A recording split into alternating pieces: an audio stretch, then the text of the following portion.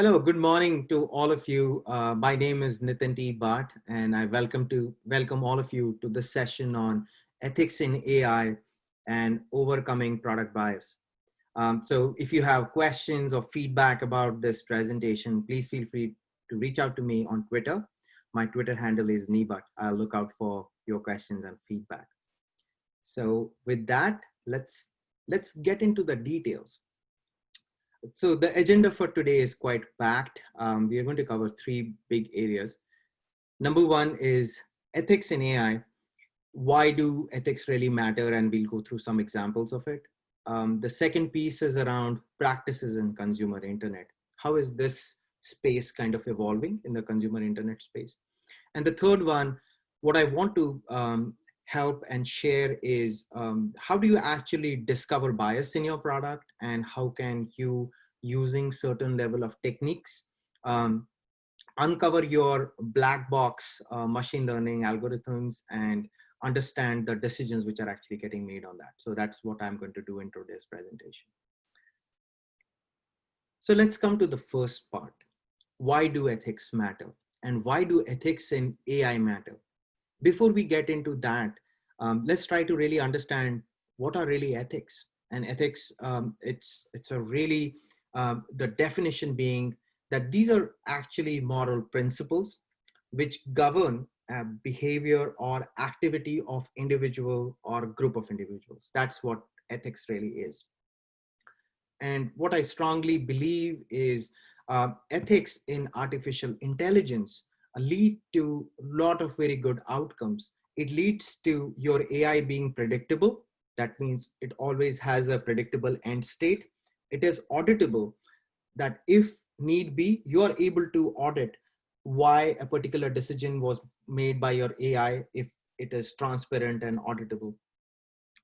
The another aspect of responsibility is another piece of ethics is being incorruptible and not being subject to manipulation.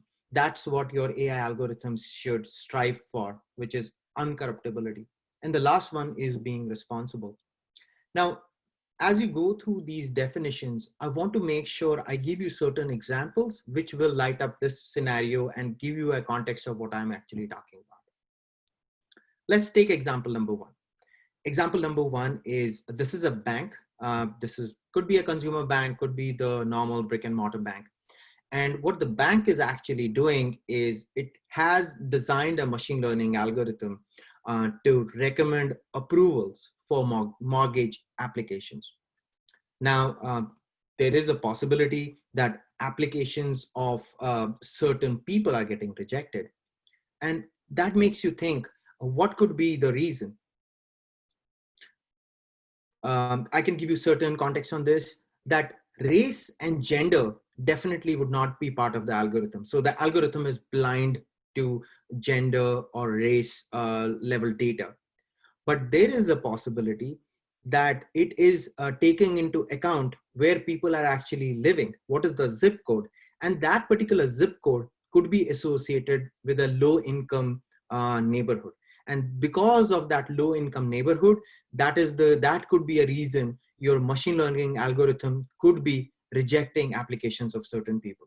And that is where, if your AI is ethical, that means based, when you actually uncover your AI algorithm, you can find it's auditable and transparent, and you can come to this deduction that it was rejecting people on a particular zip code based on low income thresholds. So that's where I'm actually connecting the dots.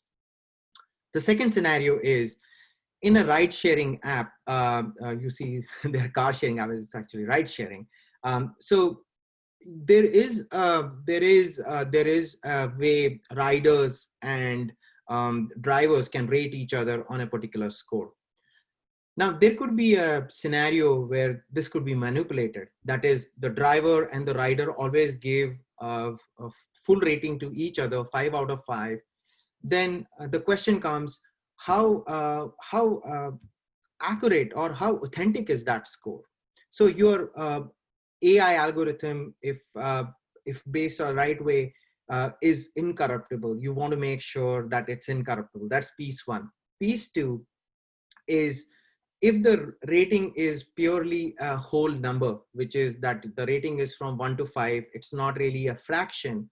How come when you actually look at your own rider score, that is in decimals?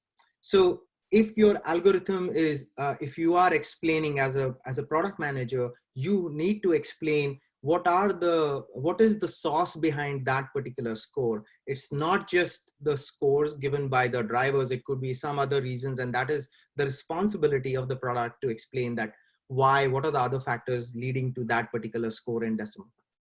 The third particular scenario, which is kind of food for thought for this area, is flagging abuse on social media platforms. The key area here is that how do you discover such content? That is, first discover the content and then you rate it in a fair and a consistent manner.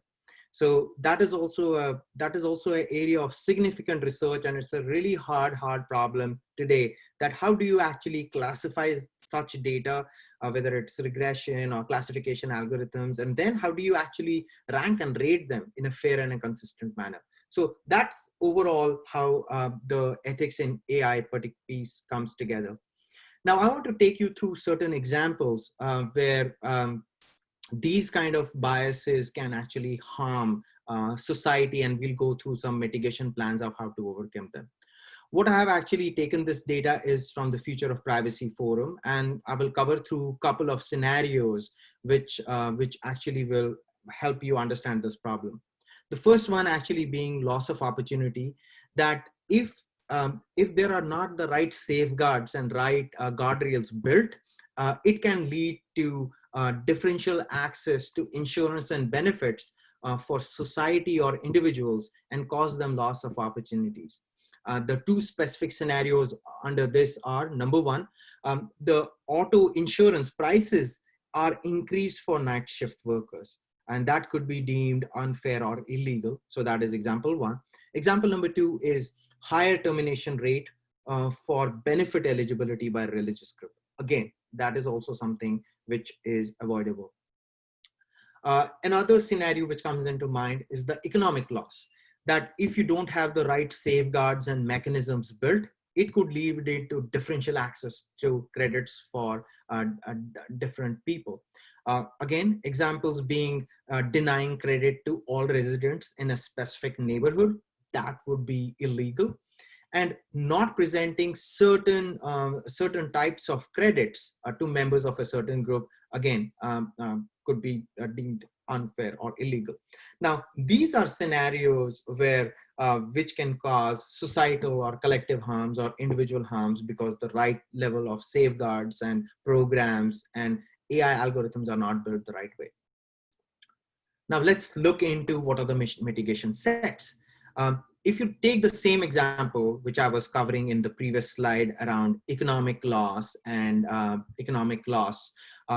being the differential access to credit, what would be a good framework would be building the right laws and policies, and your program actually is adhering to the right laws and policies, setting a set of business processes which actually flag any kind of anomalous behavior. And more from a data science, machine learning algorithms part, there are two pieces. The piece one is the algorithmic design, that making sure that the algorithm, when it's actually making decisions, is able to trigger reviews, human intervention if it finds anomalies or some level of problems in the detection piece. The second one is the data methods. When you're actually collecting data or doing any cleansing of data or doing some data classification, that your data methods don't actually amplify historic bias.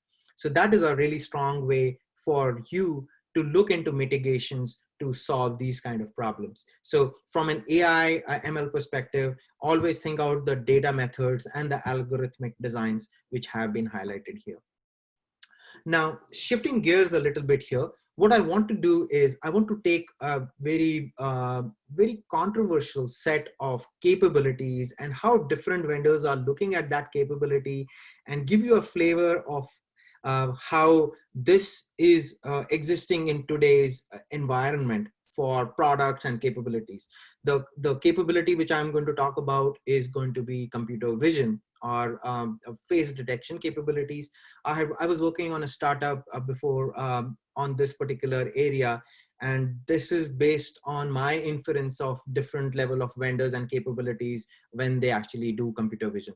So what I have actually done in this particular example, what I have done is taken my picture and ran it through certain level of facial detection attributes. And what I want to highlight here is that there are some questions as I was thinking through I talked to you about in the first slide about ethics in AI, that are these really the right capabilities you want to expose, and how are you actually if you are giving capabilities like this out, what is the reason or what is the secret sauce behind this, or at least explain to the customers that how are you actually getting to this deduction.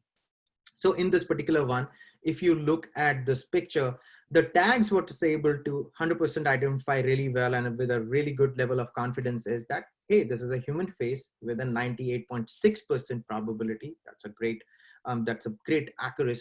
accuracy rate.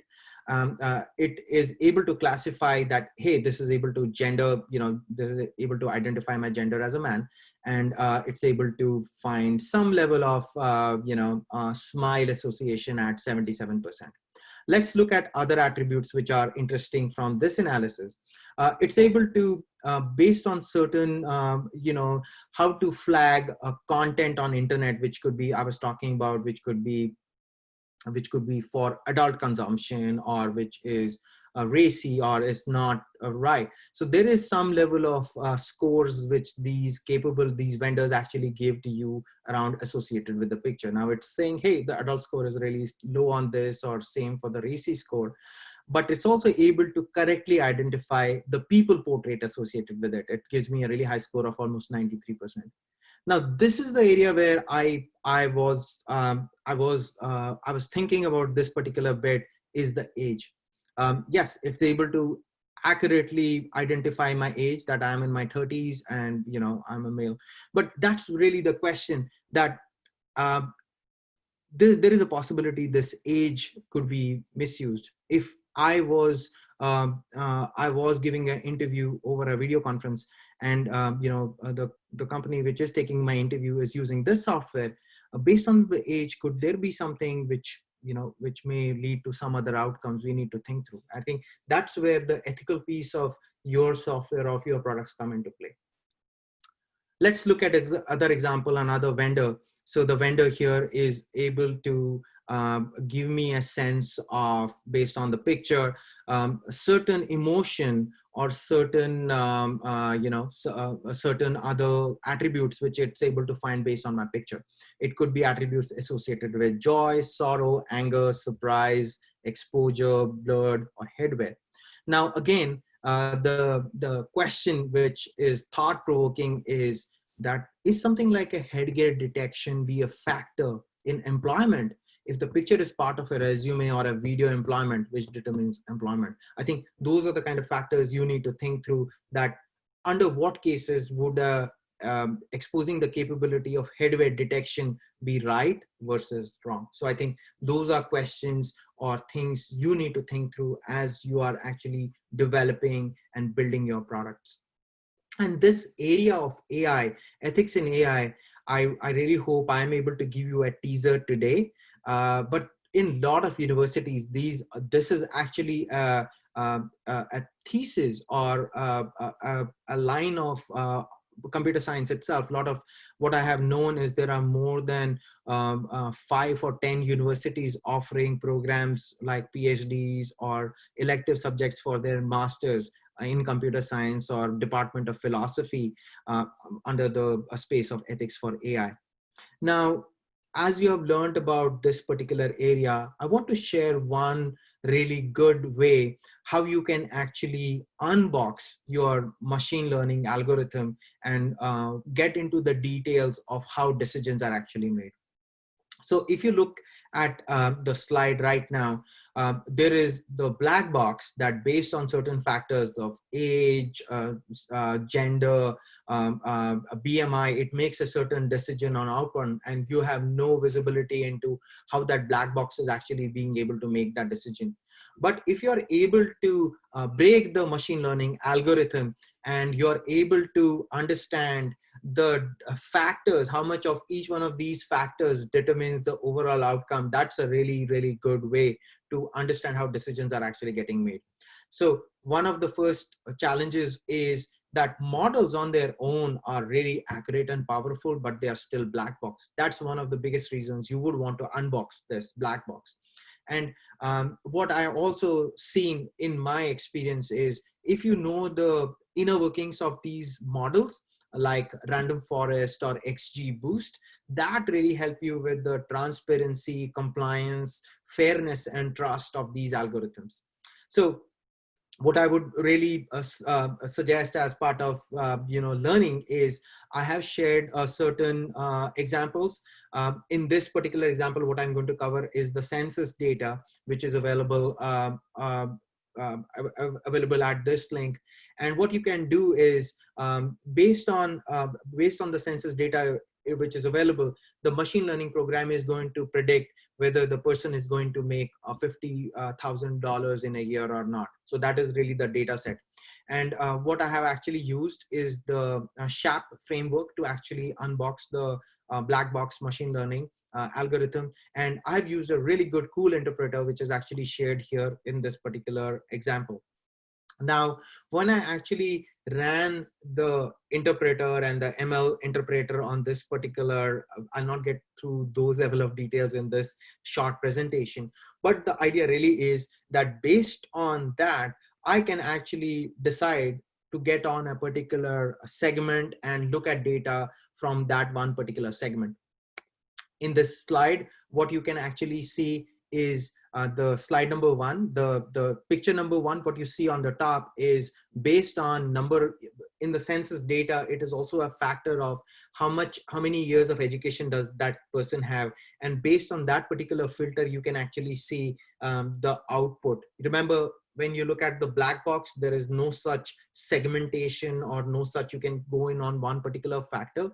But using the machine learning interpreter, you can actually zone in on one particular factor and go into this. And also for this particular exercise, what I have actually limited is, I have limited it to 1,000 users, because the browser kind of supports till 1,000 users.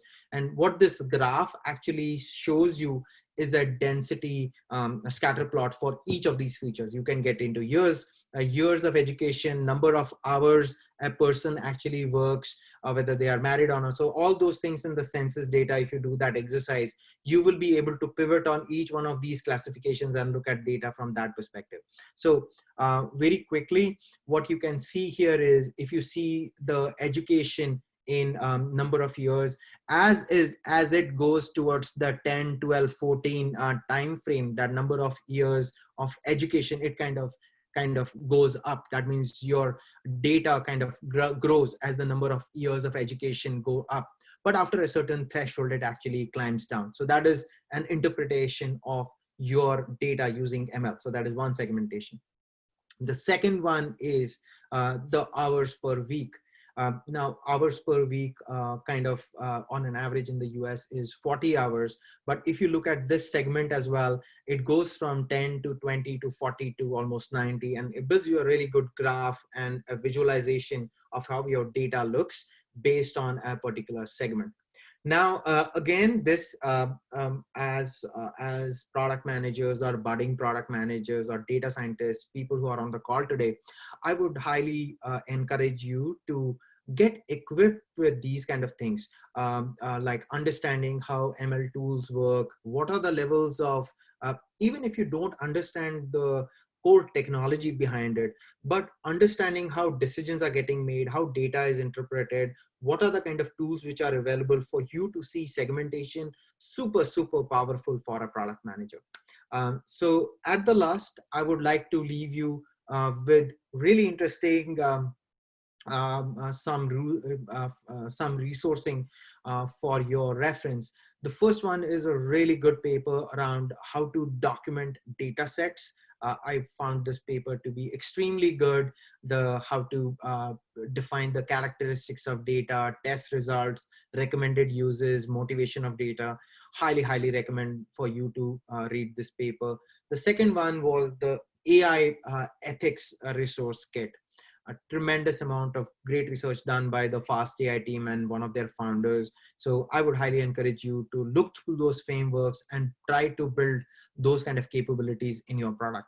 The third one, which is a really interesting one for product managers, is also familiarity with law and compliance. So if you're a product manager, I'm not saying for you to become lawyers tomorrow, but it's extremely important that you understand laws governing personal identifiable information, which is PII, GDPR, PIPEDA, which is the law in Canada, which defines accountability, consent, safeguarding data, and compliance. These are essential in today's times for product managers. And the last one is the interpret.ml.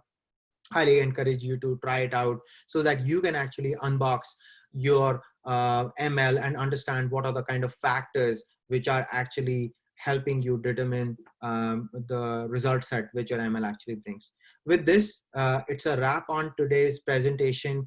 I hope you enjoyed it, and looking forward to meeting you in next version of this talks on Product School. Thank you.